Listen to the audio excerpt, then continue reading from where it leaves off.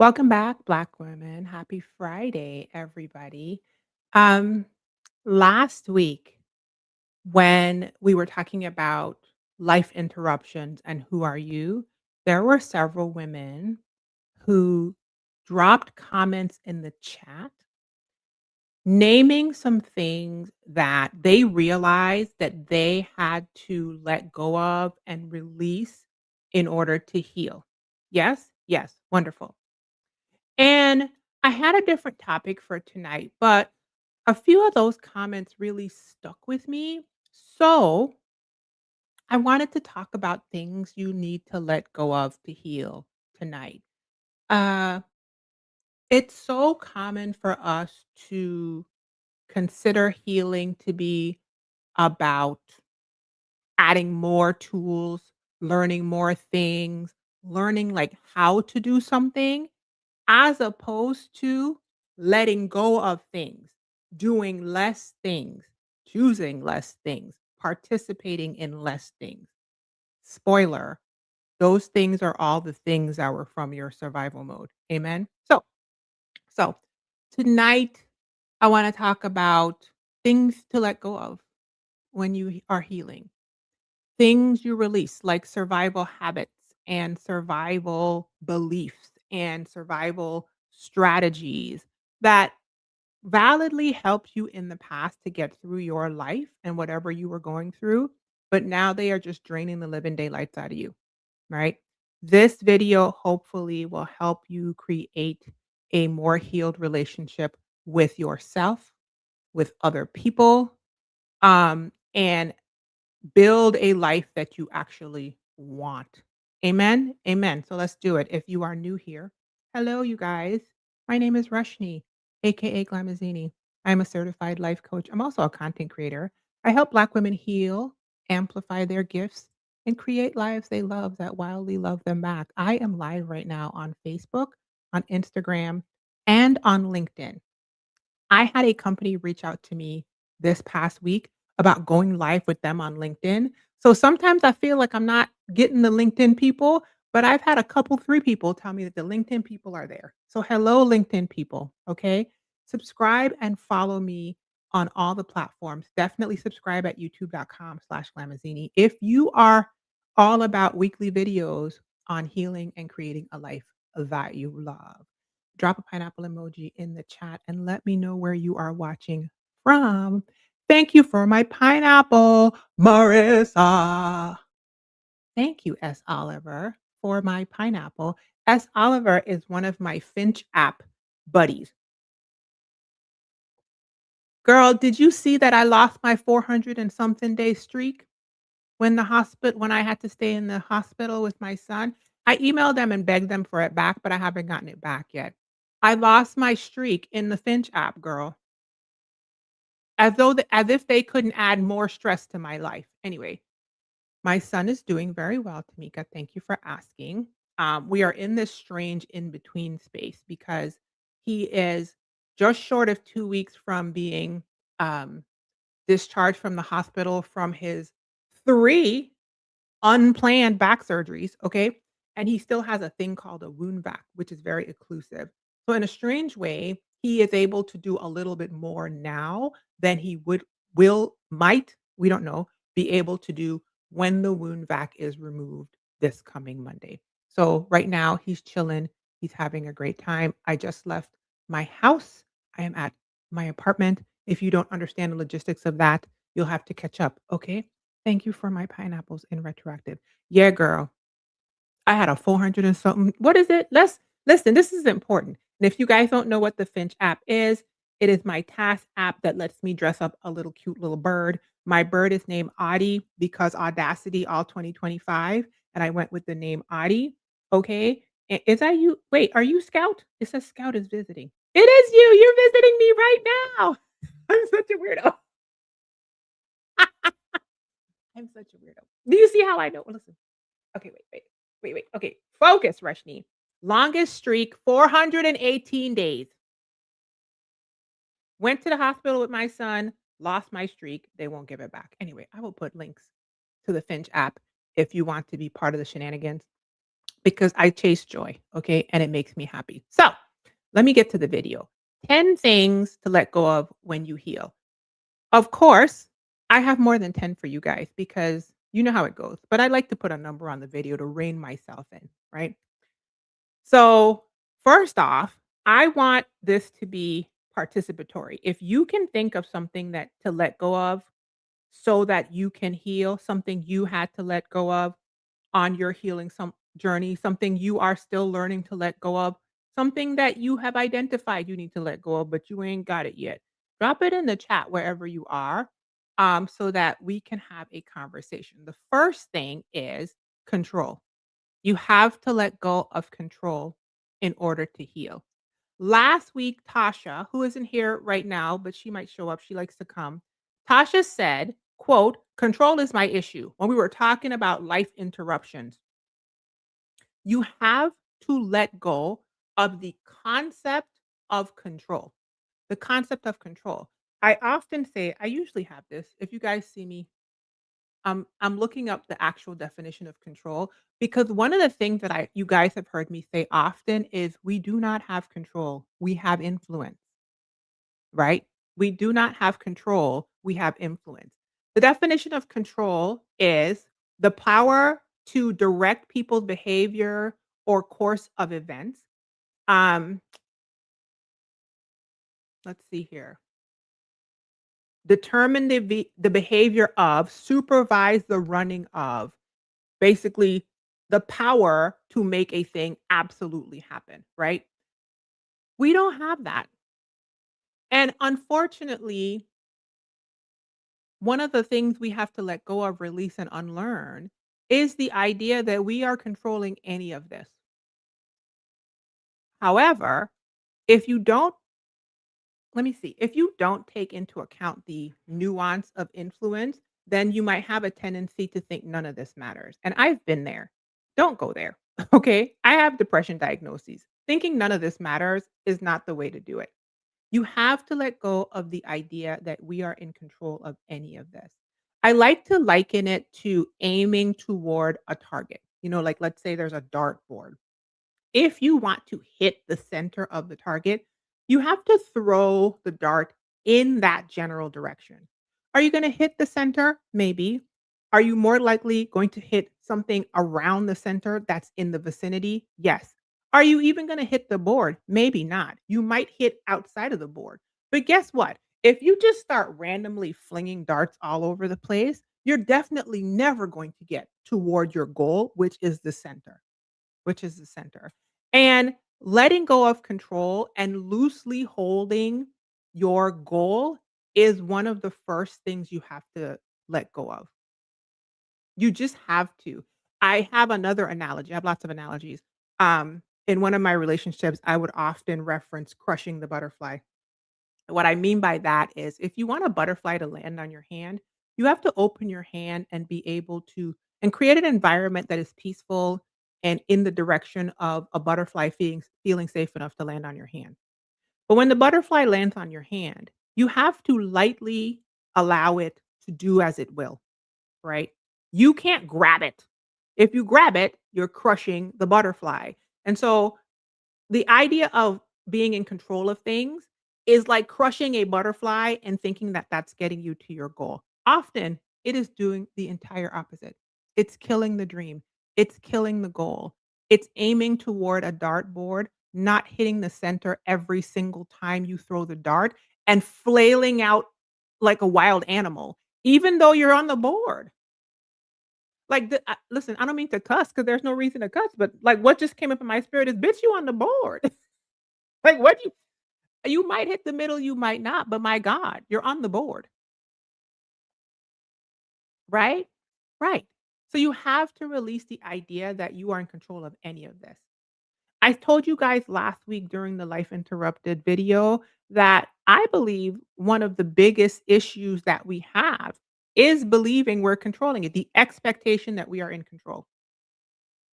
Okay. I don't know what Buddhist Zen belief that aligns with. I'm sure there's something like that. But that's the first thing. Second thing is actually inspired by Miss Thing here, who's commenting. Marissa says, "Woo." I have really had to release control on this journey. I was gripping life so tightly. Yeah.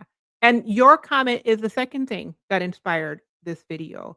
The second thing I wrote down is what Marissa said. You said you had to release a lot of rigidity to heal. She said she had to release a lot of rigidity. I looked up the word rigidity, and the definition of rigidity is unable to bend, inflexible, unyielding, unable to adapt, unable to change. Listen, I love a good plan. Love a good plan, okay? Matter of fact, I didn't even do my housekeeping, so let's do it now. The next cohort of my Create Your Life virtual planning retreat starts on June 5th. You can learn more and you can join at bit.ly/virtual planning retreat. You can also find it at glamazini.com/coaching, which is the link at the top of the information box wherever you are watching, okay? I love planning so much that I host an annual planning retreat. I just dropped the link in the chat. I love a good plan. Okay. I am a planner. Love it. Never going to tell somebody not to plan. However, however, that plan has to be flexible and flowing like a young tree in the wind. Or if it's an old tree, like the branches, okay? You got to be able to flex and flow. There was an older white woman at one of my first corporate jobs named Martha. She was great. And we sat across from each other. We even did a Halloween costume one year together. I was dressed as an angel. She was dressed as the devil. And on my whiteboard, it says the devil is a liar. And on her whiteboard, it said the angel tells the truth. That was so fun. Anyway, she was great. And she told me something in my early 20s that continues to make more and more sense as it goes on. She said, Reshni, you have to be like a soft boiled egg. And I was like, what the hell are you talking about, weird white woman? And she said, because if you are a raw egg, which is how a lot of us come into life, when there is pressure applied, you crack and you can't stand up under the pressure. But then a lot of times people will pendulum swing over, overcorrect, and become rigid, a hard boiled egg. And then nothing can really penetrate and get through. You have to learn to find that middle ground where you're not so fragile that everything breaks you, but you're also not unyielding and rigid, right? So when I'm planning things now, as I'm breathing on 50's neck, my counter says I have 53 days before my 50th birthday. I don't listen. What is time? What is time? What is going on? Okay, the 40s are fleeting, fluttering away like the butterfly I just talked about. I consider my plans much differently than the plans of the younger version of me that thought that all I had to do was just put the check boxes down, you know, go to high school, do this, go to college, get this, get that, click, click, click, click, click, and all of the benefits of the conveyor belt are owed to me. That is not how that works. That's going to result in you feeling broken every time. And I'm not here for brokenness. I'm here for healing, right? So, and let me say this. We have all met an older person who checked all the boxes and is pissed the hell off that the prizes did not fall out of life's piñata. Matter of fact, I would dare to say that the majority of the a lot of the lower income MAGA supporters are in the category of, "I did all the things that were supposed to get me the American piñata, and it didn't come for me. Now I'm pissed off and I gotta blame somebody." And then the rich people are like, "Great, now I can aim you in a direction." Y'all didn't ask for that, but anyway. Hey, good evening. Hi, hon. Good evening. So, the second thing you gotta get rid of is not being flexible, being so rigid, right? I wrote this one down. Number 3 that I want you to let go of so that you can heal. This is my own, and it's very much a sister to being inflexible. Binary thinking. I had to let go of binary thinking. Now, I can't say that I was that much of a binary thinker. However, there were some places in my life where things were real, this or that, good or bad, up or down, black or white. And if you don't naturally think that way, it is very easy for hierarchical systems like the one we live in, like the patriarchy we live in, like churches, like workplaces, like all of these hierarchical systems that we all are thrown into life to train you into binary thinking, right? This is good, that's bad. I need to be good, therefore you need to be bad. And a whole bunch of binary thinking. My note says binary, if you don't know what that means, I wrote down it means relating to, composed of, or involving two things, meaning only two outcomes, only two ways, right?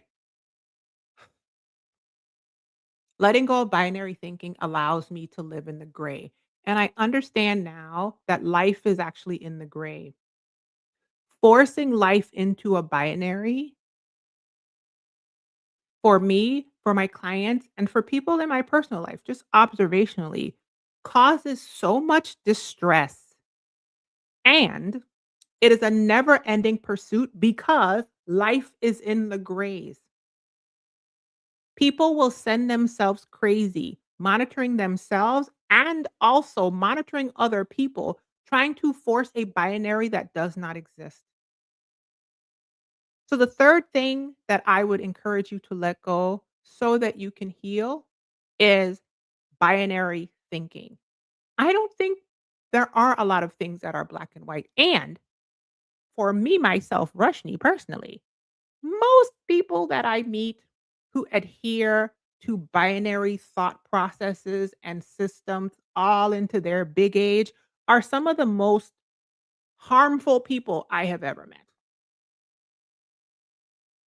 And I'll say it again before I take it back. Amen. Hi, Tracy. I hope you saw my message about your fufu.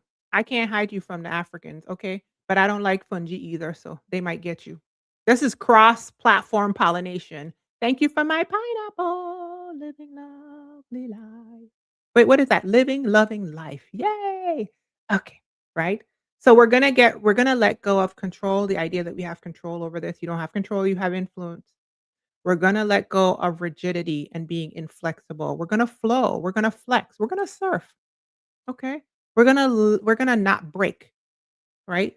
I'm gonna be the soft boiled egg. We're gonna be the young tree blowing in the wind. When the wind blows this way, we can adapt. We can change. We can come up with new ideas.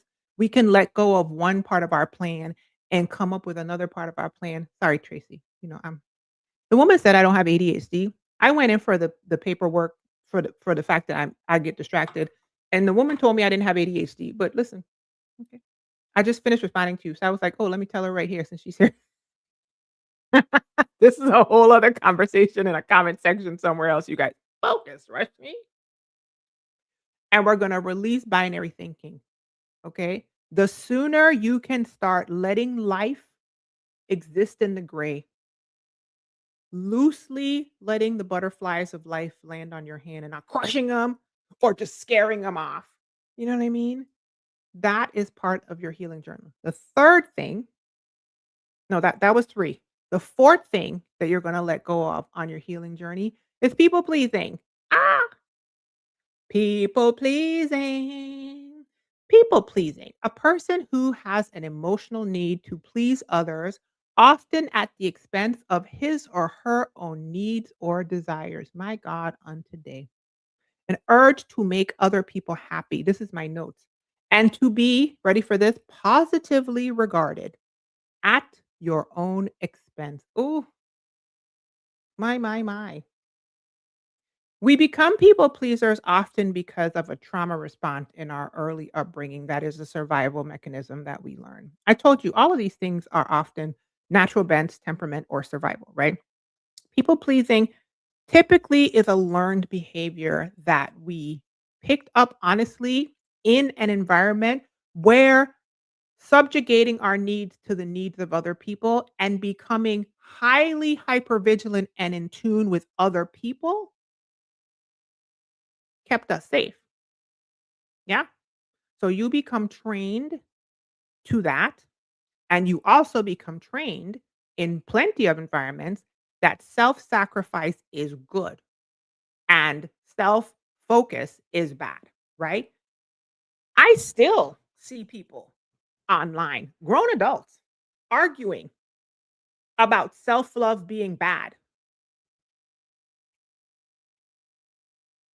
at our big age. I'm sorry. Y'all gotta pray for me because as I'm breathing on 50s, Nick, I'm starting to almost go in a circle, like come right back to the young version of me that used to just be saying wild stuff to people at our big age. I mean, even if you were trained in a Christian environment that told you that self-sacrifice was better than self-focused stuff and it was shaped to you as a negative. The greatest commandment involves loving yourself. Just look at the way he worded it. You cannot execute the greatest commandment if you are a Christian without self-love. So, miss me with that. But people pleasing comes out of learning to subjugate your own needs, your wants, your everything, and put somebody else above you because that kept you safe in the past. So you put yourself on the back burner. You learn to do that in your own life.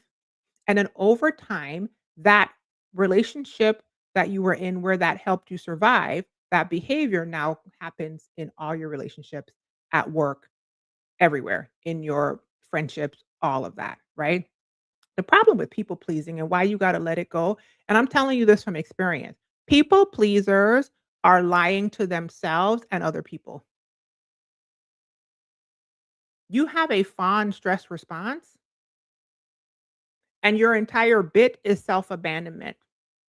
And I'm telling you this as the queen of the people pleasers. I was not only a client, okay, I was a pleaser president.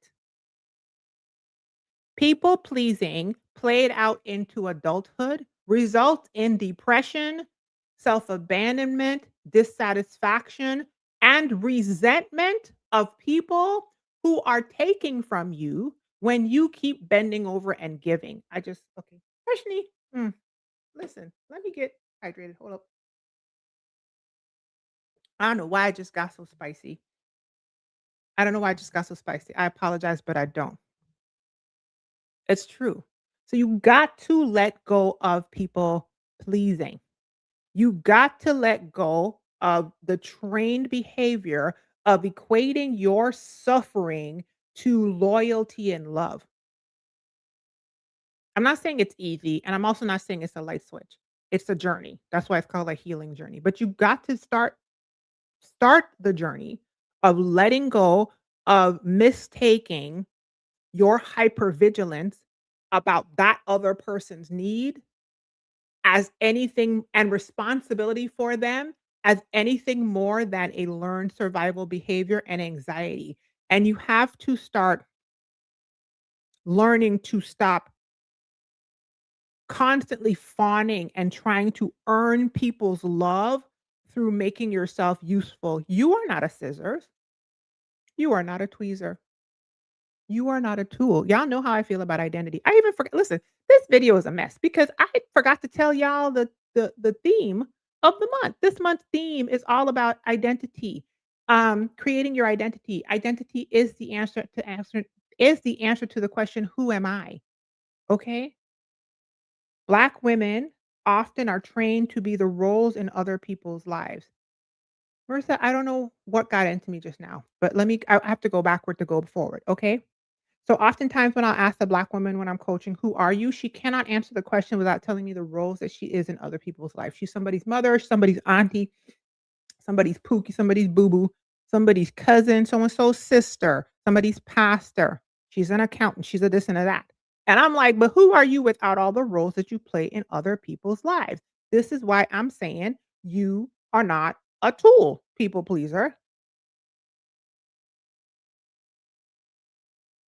If you spend your entire life focused on pleasing other people, when do you get to be pleased in your own life? You have decentered yourself from your own life, and this is your own one lived life.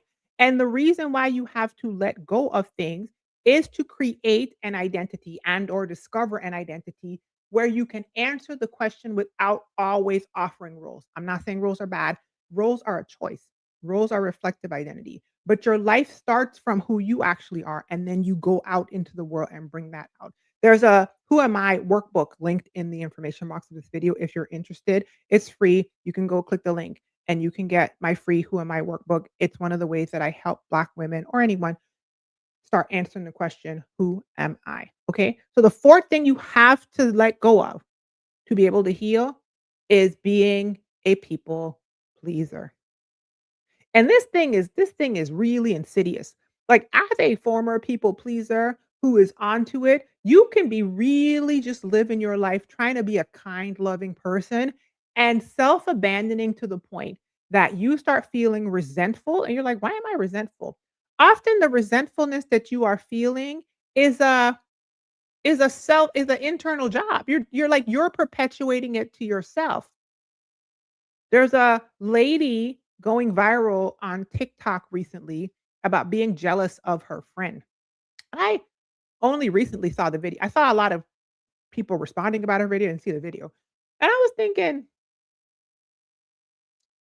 when I watched her video, I'm like, but what are you gonna do with that jealousy and envy? Jealousy is jealousy is a normal human emotion. But what you gonna do once you realize that you want something they have? I guess in her world, she also seemed young. She just decided to end the friendship.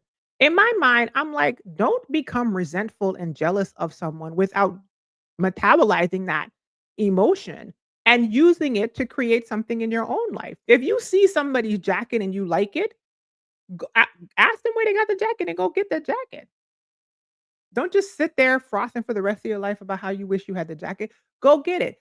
Other people's stuff is opportunity for you to see what you want. Constantly overgiving and then getting mad at somebody else for taking the thing that you're giving, you are kinda creating that, and that's something I had to realize. My natural bent is to be, like, pouring out and da da da da da. Also, I had to realize some of that is a trauma response, a learned behavior that helped me survive. So you got to learn how to be to a in a people pleaser's mind, you have to learn how to be more selfish. You're not being more selfish, you are just equaling out your overgiving. I kid you not, I probably have a video on YouTube that's 10, 15 years old with me talking about this when I first discovered this concept. You have to learn how to let go of that. The fifth thing that you have to let go of to heal is extreme empathy without boundaries. You guys have probably heard me say in the past that sometimes we go from empath to enabler. Sometimes we go from victim to volunteer. Now, this is a tricky and a nuanced thing to speak about, so prayerfully, I can get it out with all of its beautiful grays, because there are lots of people in our political spaces at this point using the concept of empathy as though it's a bad thing. I am not saying that. I'm not saying that. I don't know where they got that malarkey from. I don't have it. Empathy is beautiful. Empathy is necessary. Empathy is human. To see someone and have compassion is humanity. May we all look upon everyone else with grace and compassion. And, and some of us on healing journeys were trained to go so far in the way of empathizing with others that we became pushovers and run over by other people who did not have the same heart toward us. Yeah, I am her, right? I remember a friend of mine many years ago telling me that if you lay down and become a doormat in front of her, she gonna walk all over you. And I was like, God damn. Girl. Her name was Sharon, by the way. If you are ever sneak watching this, Sharon, hey girl, I hope you're doing well. Um, Empathy, extreme empathy without any boundaries will end poorly for you every single time. I'm still working on this because my my problem is I will be like, "Oh, I can see how they got there." But every villain has an origin story. And just because you know why somebody mistreated you does not mean that they get to mistreat you. When I tell you, I am telling myself that to this day, like the meme says, because my heart is to understand where you got it from and why you're doing it so that don't you want to be better? They don't want to be better. Let me tell you something. If a person does not show you that they want to change who they are showing up as, they do not. You could want it for them as much as you want to. Like Marissa says here, we are taught to empathize with our oppressors. And I believe that they use that to their advantage. They weaponize our tendency to lean toward empathy. I believe that there are groups of people who take advantage of groups that they know will show up as empathizers, not state and or adhere to any boundaries. And that is something that they count on. And so when you are on a healing journey, you've probably been a doormat for many a person that you have been trying to be kind to. And because of that, the most evil human beings on the planet are swarming around you because who doesn't love a person without boundaries than a person who needs a person without boundaries? You have attracted they went to other people who had boundaries and was rejected because those people realized something was wrong with them. And they ran to you and you said, "Oh, it's okay. Come here. I understand. You kind of have to let that go. Now, let me hold your hand, sis, when I say this, because I know it sounds so harsh. It sounds so harsh. I'm not saying not to be kind. I'm not saying not to be loving. I'm not saying not to give people grace. Part of healthy relationship is to give and receive grace. The operative word is give and receive. If ain't no reciprocity, if you are the only person draining the reserves of grace and empathy, and you just have a menace, a monster, okay, who is sucking you dry, and you're always making all of these like excuses and explaining away their behavior to yours in your mind. They harmed you again, and you're explaining it again. You're explaining it. You find yourself explaining it to other people. You find yourself like going out and trying to figure out like, well, their mother did treat them poorly, and they did have a hard time with this. And first of all, that's not your job. But and second of all, if you don't see that person ever giving grace back to you, and you don't see that person purposing to be different themselves and doing the work toward it without you forcing them and dragging them, you gotta let that go. You have to, or else there will be no healing. You will spend the rest of your life as a dumping ground for people who want for people that the more healed people have rejected. So they're gonna come to you because they're looking for somebody who they could play. And that's the nicest way I could say it, okay? I don't know how else to say it. So the 5th thing is you have to stop being so extremely empathetic without any boundaries. I think I saw a lady on TikTok recently say, "Your boundaries need to be stronger than your empathy." And I was like, "Oh, Jesus, my God, on today." And that was number 5. Number 6 thing that I had to let go of so that I could heal is not resting, acting like I was made out of titanium. Keeping up the strong ox, um, ways of training that I was trained up under, validly so. I'm not no ancestor, no Black woman who did all the things, was all the things, took on all the things. She had her reasons. She got me where I'm supposed to be. And also, to heal, you must rest. To heal, you must rest. It's really hard. A lot of us high functioning Black women, a lot of us survival mode, broken, This thing didn't turn out how I wanted it to. I checked all the boxes. I did all the things they told me to do. What the hell is this? Life experience, Black women on a healing journey, a lot of us don't know how to stop and rest. And often we will not rest because we are so turned up in our nervous system from having to prove our worth, earning the thing, running in a direction, being almost like a top. Somebody, what do you call it? Like, they spin and they let it go. That when we sit in silence, we will have full anxiety responses, panic attacks. Some people can't sit with their own thoughts, and the systems are designed for it to be that way. A powerful Black woman is a rested Black woman. I had to learn this. A healing Black woman is a rested Black woman. A regulated Black woman is a rested Black woman. Ain't a daggone thing that urgent.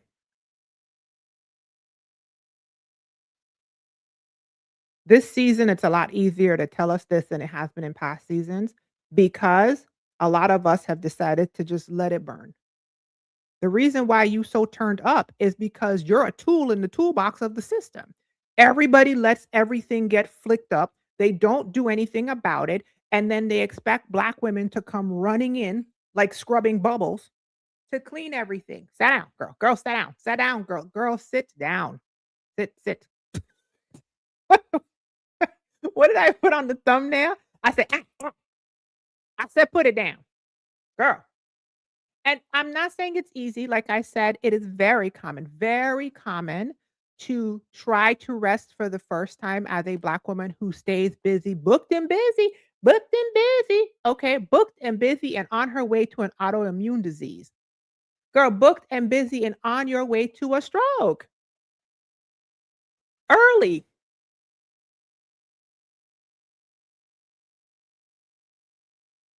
Booked, busy, and what? Booked, busy, and building somebody else's dream. It's really easy for us to get booked, busy, use those things as distractions, and when we stop, it's too much. But that's a sign to learn. You can learn to calm that dysregulation that happens because you're probably dealing with a very valid hodgepodge of things that a Black woman uniquely deals with when she pauses. One is epigenetic. We were in danger when we stopped back in the day. And in our genome, you're not going to tell me that doesn't live in there. So there might be something that is entirely out of your control that is responding negatively to pausing because back in the day, you could have been out of here for not working because you were chattel. And then on top of that, all the systemic ways that we are used, like spackle, to fill in the gap. We're mortar in a system. People are like, a Black woman gonna do it. A Black woman gonna save us. If you're ever in trouble, look for a Black woman, a Black woman, a Black woman, a Black woman. Okay. And yet and still to heal. Oh, I'm not even looking at the comments. Oh, am I traumatizing y'all? I'm sorry. I'm just I'm just ripping off the top, Marissa. And yet and still, you have to sit down somewhere, take care of you. The reason you're afraid to sit in the silence is because you've never stopped in the silence. And when you stop at the first time, it's going to be crazy because you are spiritually constipated. It's going to be wild work. You're going to hear the good things, the bad things, your trauma, everything's going to come up in you and you're going to run from it, which is one of the reasons why you stay so busy because you do not know how to sit with yourself. And in the past, sitting with yourself was not rewarded. You are still performing a version of yourself for other people. And the point of this thing called life, when you start to realize healing, is for you to live in your own life, for you to be in your own life. You're never going to be in your own life if you don't rest. The rest is gonna heal your nervous system. The rest is gonna bring you back into spiritual alignment. The rest is gonna show you that you have people around you you don't want. You're gonna wake up from a nap one day and be like, "Why the hell do I talk to her? She's such a" you know, I'm not even joking. I'm so serious. Rest heals the body, the mind, the spirit, it heals everything. And so when you are living an unrested life, not only are you not healing, you are running yourself into an early grave. So that was number 6. Number 7 is a sister to this. One of the things you have to let go of, and this is still hard for me. This is one is still hard for me. You have to let go of to heal is moving too fast. Moving too fast. When I tell you slowing down is sometimes all you need to do to get some clarity. Sometimes you're so used to and listen, once again, a lot of us get this honest. I talked about the epigenetics, but listen, beyond the epigenetics, so many of us as Black children were not allowed to sit down in our own houses. You you could turn on your um, computer or get on your phone at any moment, and before the end of the week, you will see some skit video or comedy video reenacting Black parents terrorizing Black children back in the day about doing housework, cleaning the house, why you sitting there, why you sleeping, why all of us had this experience. Once again, epigenetics. But also, if you grew up in an environment where you were constantly felt made to feel like you were in trouble for resting because you had to keep jumping up and doing something and you were under surveillance, that doesn't end just because you leave your parents' house. So slow down. If you find that you clean your bathroom, you wash your hair, you pay your bills, you clean the kitchen, like somebody's watching you and you're in trouble. Like it's and you're moving at a pace that's just wild and frantic. You're going out of the house, like you're running errands, like you're trying to beat a clock.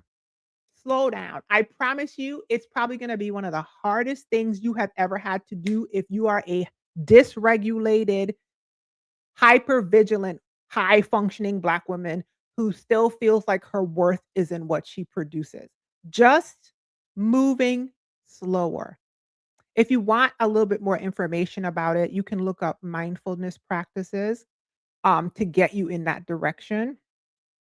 And also integrate some nervous system healing because your nervous system is going to respond really wonky to peace.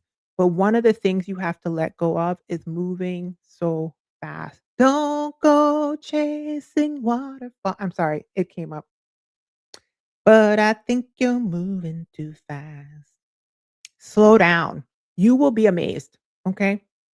Number 8 thing. This is me personally. I don't know if anybody else has this, but I'm putting it in here, okay?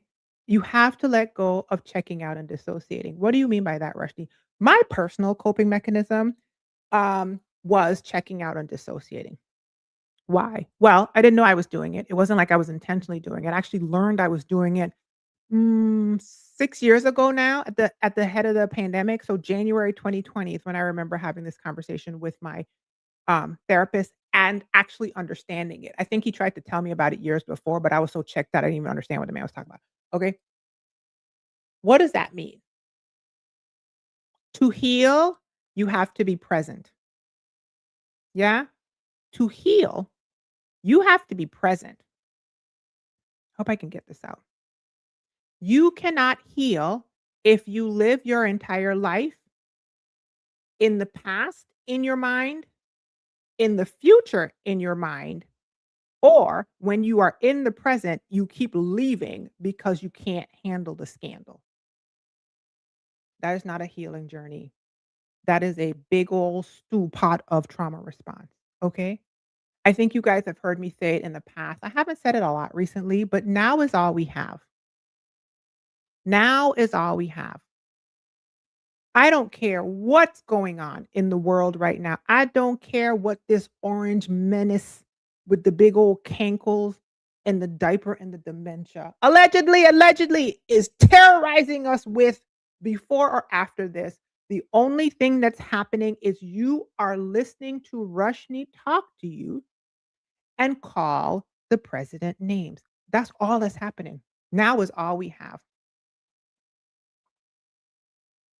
This morning is gone. It only lives in your brain. I'm not saying the effects of this morning are gone. I'm saying this morning is gone. The thing you're anxious about for tomorrow, it doesn't. It does not exist, sis. You are sitting here watching a stranger on the internet. Now is all we have. And if in the present you can't handle the present, then you check out. So one of the things I had to learn, and one of the things I would tell you to learn, is to bring yourself back to the present. You have to let go of mentally leaving the present because healing is in the present. Healing is in the now. You are here. Like the maps say, the you that you are returning to, the divine you that God created, the you that laughs, that enjoys, that is reciprocal, that cartwheels, that likes to watch butterflies and see the grass blow, that colors in a coloring book, that sews and crochets and likes to, she exists here. The past of you worrying, which is the emotion that is prevalent about constantly living your life in the past and guilting and all of that, or the future, which is constantly living in the future is anxiety, which is part of my diagnosis, which is why I could tell y'all about that, right? And then also leaving the present, which is dissociation. You got to practice staying in the present. You have to practice staying in the present to heal. Now, why do we do that? We do it because it's hard, because sometimes the present sucks. Okay. As my learned trauma response, the reason why I kept checking out is because what was happening in my life growing up was traumatizing. And as children, we can't physically leave. And so we learn to survive by mentally leaving. Well, as I've said to you in the past, the things that you learn to survive in your past don't just disappear after you leave those situations. You bring that behavior into your present and you keep doing it until you learn that it's a broken survival thing and you have to heal it. So let's see. Number 8 is returning to the thing you have to let go of is checking out, going to the past, going to the future, going out of your mind in the in the present. Come back here. Come right back here and be here now, which is also a practice. Okay, number 9 thing that you have to let go of to heal is knowing more than you do.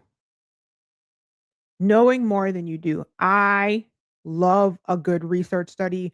I love a good rabbit hole, figuring out why I'm the way I am, figuring out why somebody else is the way they are so I could give them all that overdoing empathy without boundaries. Um, being very self-aware. Love it. Love it. But if you spend 2 seconds on TikTok this week, you will see a therapist and or a client talk about this plague we have of self-aware people who still can't get better results in their life. And I refuse to be one of those people, okay? So you have to let go of knowing more than you do. You might not need to read another book, sis. You might not need to listen to another podcast episode. Thank you for being here listening to Rushni. When I am done, I want you to go, when you finish, matter of fact, you have permission to leave this video right now and go do something different. Drink more water. Go and go to a movie. Touch grass. Go do the thing that the book told you about. Go implement the thing in the relationship that the podcast told you about. Go do the actual thing that the sermon, pull out your sermon notes and do the things that it's told you to do. Stop knowing more than you do. Collecting a bunch of information and being an intellectual like glutton is never going to heal your life. Matter of fact, so many that will cause resentment too. I just realized that because So many of us will see people who are action oriented getting the spoils of a beautiful life, and we will become resentful because that person don't know half the stuff we know. But are you doing it? And this is the plague of the smart person. How do I know? Because I'm a smart person. Okay. And I was doing it back in the day and I had to stop. It's easier to information hoard. It's harder to act on what you know. You are choosing the easy route because of lots of things: fear, a desire to not be seen trying, perfectionism, where you think everything has to be perfect, but that's impossible because how? You came out of your mother buck naked as a baby and learned everything on the way, right? So you have to let go of knowing more than you are doing if you ever expect your life to have any evidence of healing. Okay, this is number 10. Like I said, I have more than 10, so I'm gonna speed run through the last ones. Although I just said the last 2, I'm kinda, like, collapsing them together now. So, number 10 is let go of, how do I say this? Thinking you have to be a mind reader.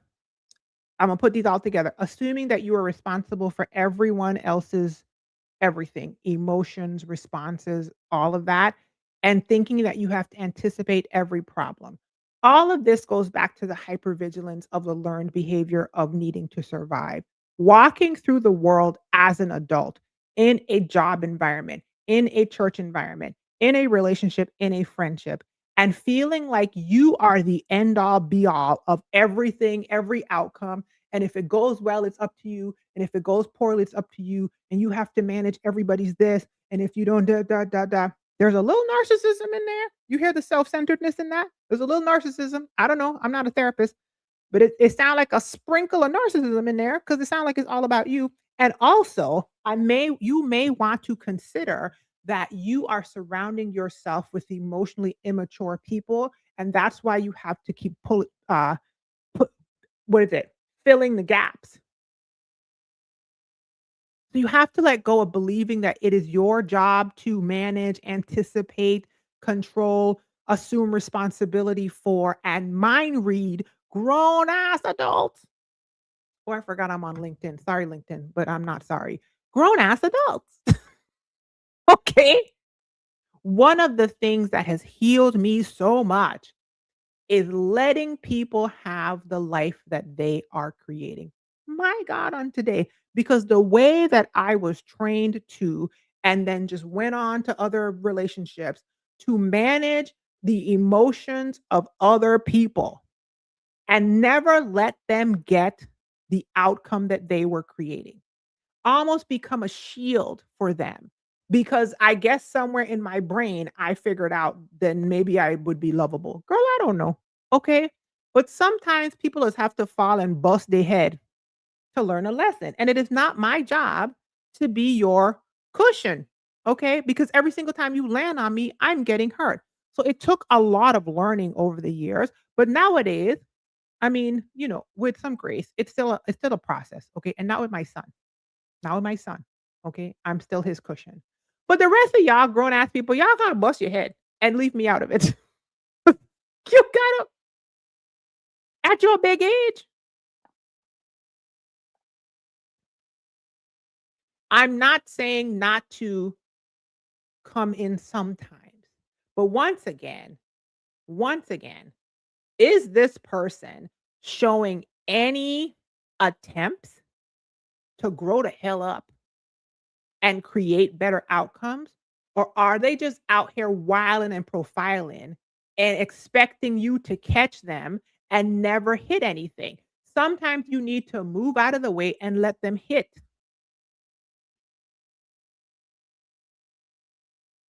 When I tell you it's the most satisfying thing I've ever implemented in my healing journey.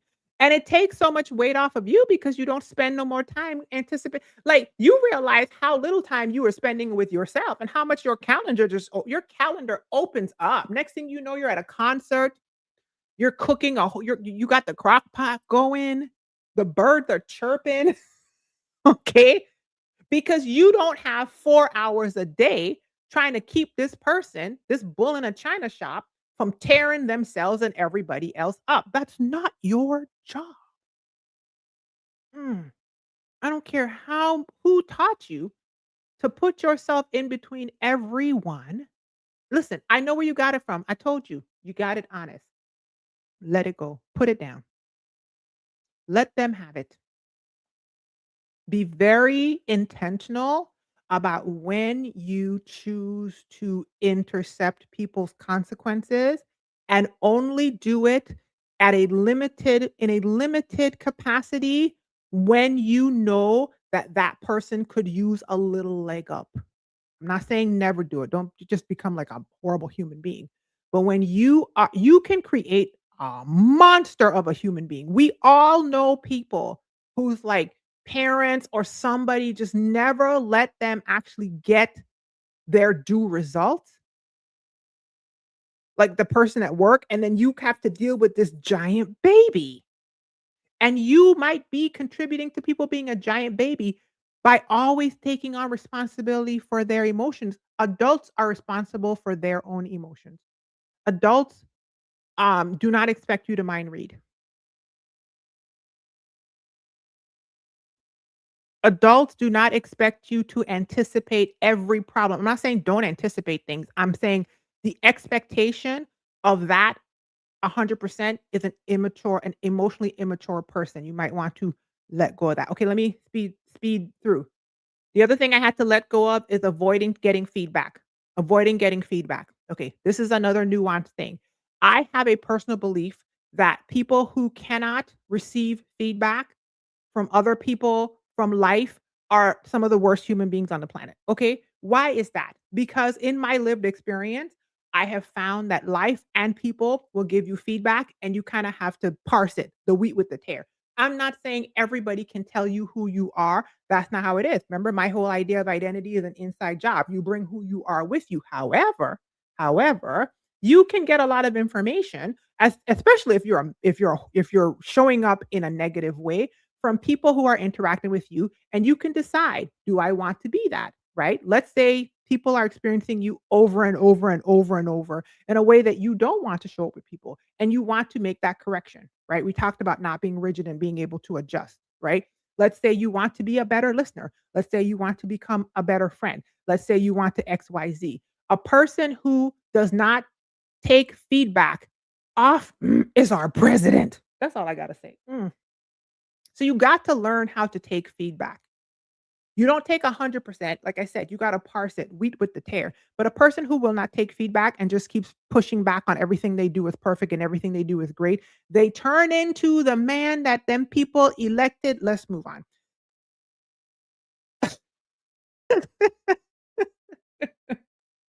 But also, Sila, okay, Ashe, and what all the people say. The next thing, the bonuses. We're on the bonuses at this point.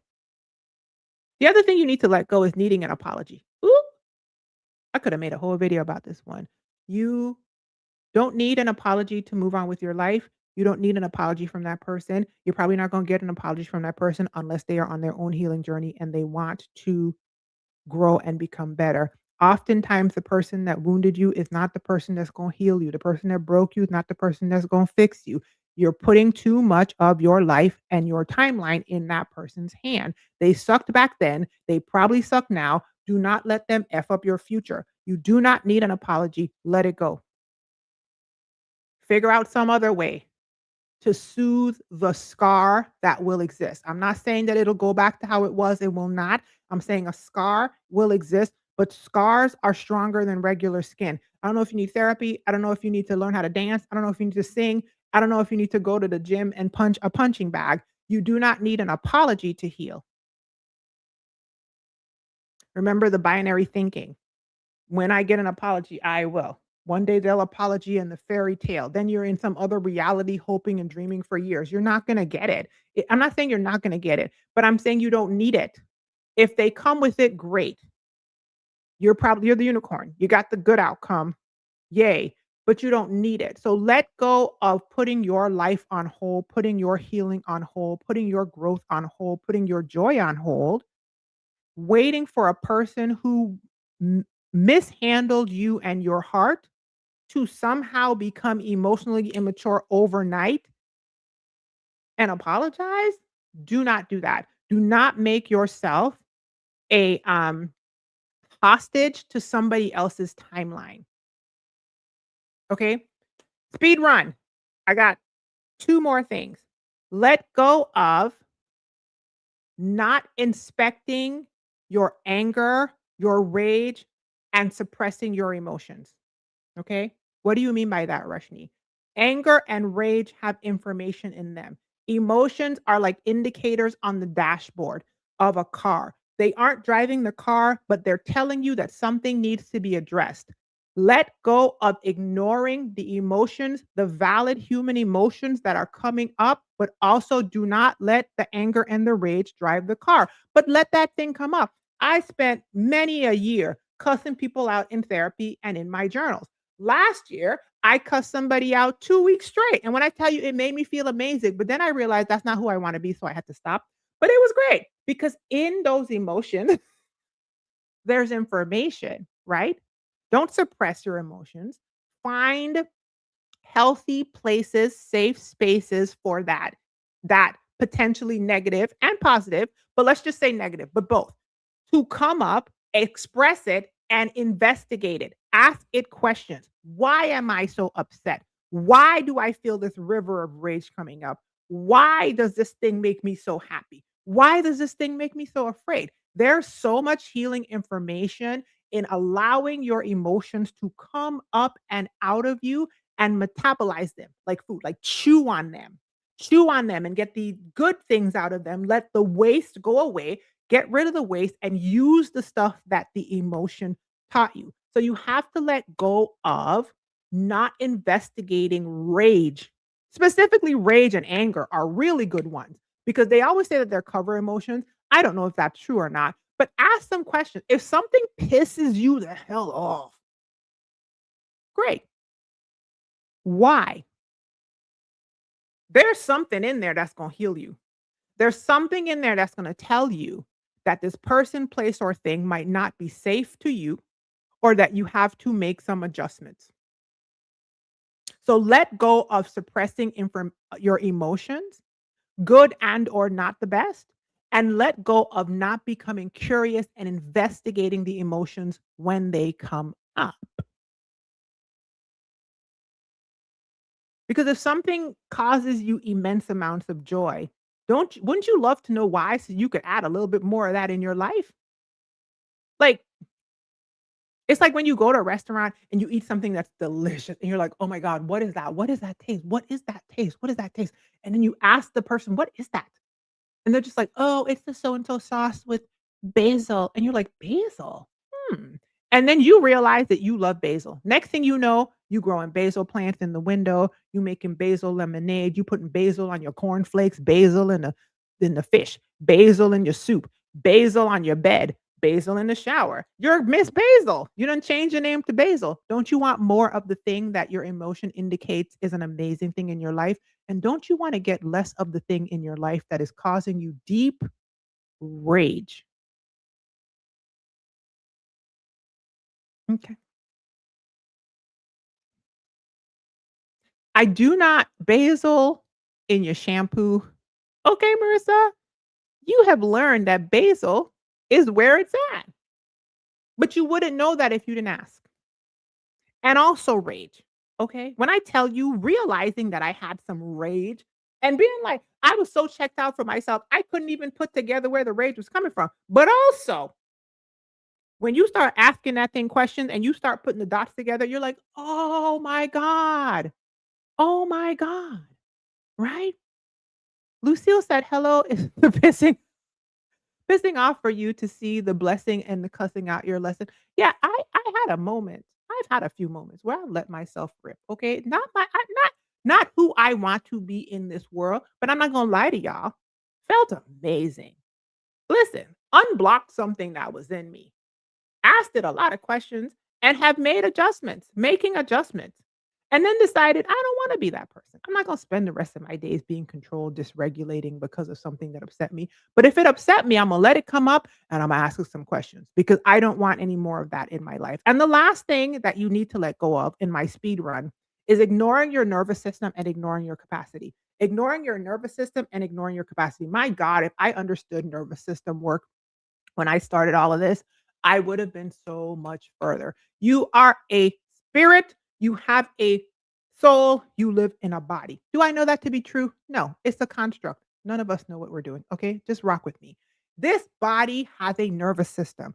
It is a physical part of your body that interfaces with the electric part, the spirit and the electricity. There has to be something physical in this body to interface so that when I think, move my arm can move. That thing is your nervous system. It's constituted of the brain and the spinal cord and all the nerves coming out in your body. I have a son with a nervous system defect. I'm very aware of how nervous systems work when intended, do not work when intended. And trauma lives in your nervous system energetically, not in the woo woo way that y'all don't want to listen to, although woo woo isn't a thing. Okay. But I'm just saying, we are energy beings. That's not something that's up for discussion, okay? And the energy is working with your nervous system to move your arms, to move your legs, to type the comment where you're gonna tell me something, whatever. Learn about your nervous system. Trauma lives in your nervous system. You can do all the intellectual work you want. You can do, like I said earlier, all the knowing without doing, and that will not translate until you bring it into your body. The soma, SOMA. You start integrating somatic things into your healing, body-based things, trauma-informed things. Why are you shaking? Why do you feel like there's ants crawling all over you?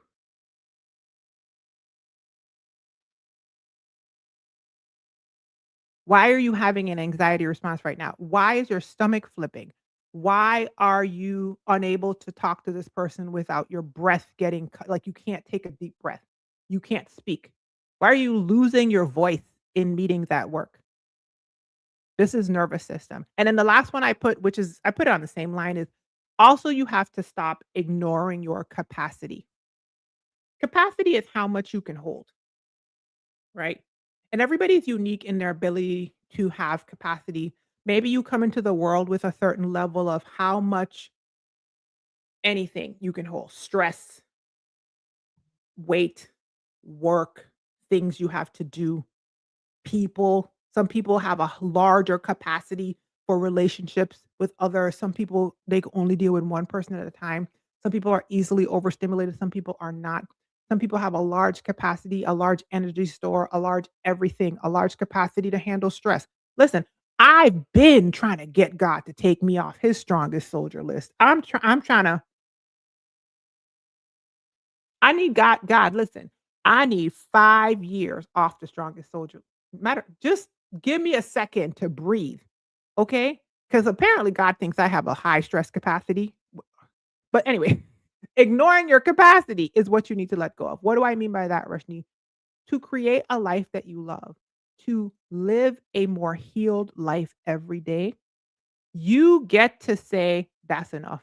I can't handle that. I don't want that. No, I don't want to go to this concert at an arena." I personally hate stuff like that. Eh. I don't like to go to, like, giant concerts in arenas. Like, I'll go to a concert, but, like, for some reason, a whole bunch of people in a space, like, too much, right? But I also am talkative and can run my mouth. Some people don't want that. You get to incorporate knowledge of who you are and how much you can hold in every arena of your life into your life, and you have to let go of ignoring it, or else you will always feel burned out in that area.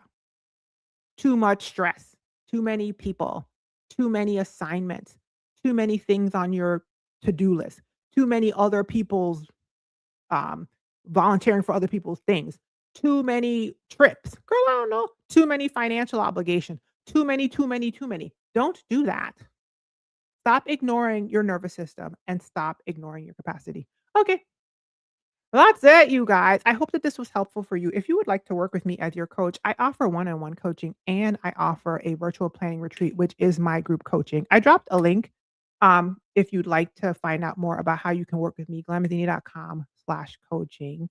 The next cohort of my Create Your Life virtual planning retreat starts on June 5th of this year. If you would like to learn more, you can visit bit.ly/virtual planning retreat, or you can go to the glamazini.com/coaching and it will take you there.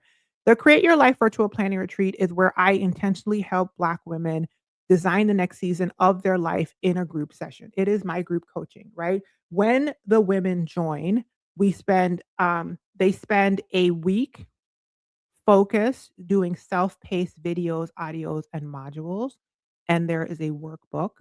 And that whole week helps them to clarify who they are, what matters most to them right now, and a plan to execute their next season. Yes, you have access to all that information for an entire year for 365 days. And then you get 9 months of monthly accountability, coaching with me, calls, and community to help you actually create and live out what you planned. If you would like to find out more, I'm trying to figure out what. Oh, there we go. bit.ly/virtual planning retreat. Enrollment is open for the June cohort. Speaking about enrollment being open, December, ladies, our next accountability call, which is our third one. We are on our third call, you guys. My God, on today. Is this coming Sunday? You will get an email. It's also in your specific planning retreat. The link to everything is there. So I will see you on Sunday. If you are a December 2025 Create Your Life lady, and I've never seen you on an accountability. You see how the devil tried to get me? Wait, I'm gonna get it out. Hold up. And Gail, if you watch this afterward, I am being nice. I don't want to hear anything. If you signed up for my planning retreat and you gave me your American money, and I ain't never seen you on an accountability call, sis, where you at? I mean, not that I'm not okay with doing less work, but like my heart is to see you win. So, like, where you at though? Where you at though? Girl, where are you? So anyway, it would be lovely if I saw some of the women who I haven't seen show up on the third call because we still have time to be supported, to be accountable, and to create a life that we love. Amen. Amen. I'll see you guys on the next one. Be well, you guys. Be encouraged. I think I'm about to run to the store. I got me some Dollar General coupons, okay? And your girl is real big on the gift economy lately and like asking for stuff in the free cycle group. I went to get something this morning and I saw this girl on TikTok say that the anecdote to capitalism is community. Is that what she said? And I was like, So anyway, I'm about to go up here and use these coupons at the Dollar General and then go get my salads from Walmart. Y'all didn't ask that. Okay. Be well, be encouraged. Just random. Here's a pineapple. Bye, y'all. Bye. Let it go. Let it go.